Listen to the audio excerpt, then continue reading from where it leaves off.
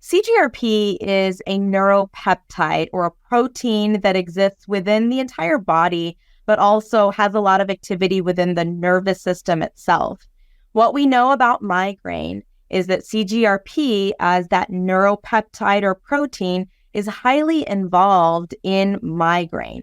So based on science, we know that in individuals who have a history of migraine, specifically individuals who may have more chronic migraine, defined as having 15 or more headache days per month, have higher levels of CGRP compared to healthy controls.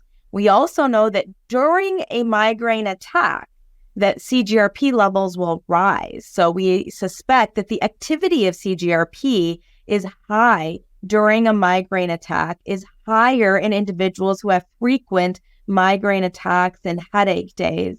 We also know that some migraine-specific as-needed medications, such as triptan medications like sumatriptan, when someone who benefits from sumatriptan, if they take a sumatriptan medication, the level of that CGRP protein drops.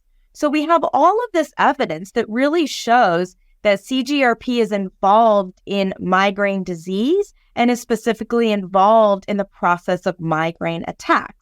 So based on that, science developed treatment options that suppress CGRP activity. And there's two different ways that we've been targeting it.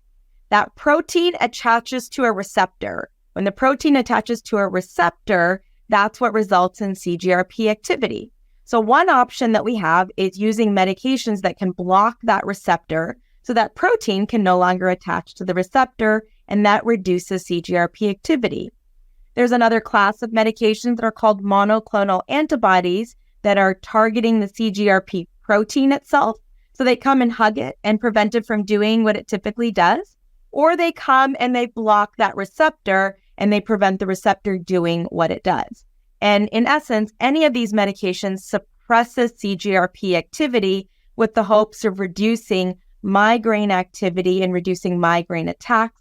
That was the theory going into clinical trials. A number of clinical trials have been done, and they've all been very positive.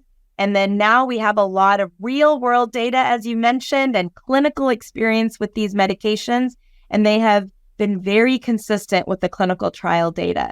So this really has been a game changer in the migraine space because it is a migraine-specific treatment option, which is in comparison to a lot of our prior preventive treatment options, which were not specifically designed for the treatment of migraine, even if they were found in clinical trials to potentially be helpful.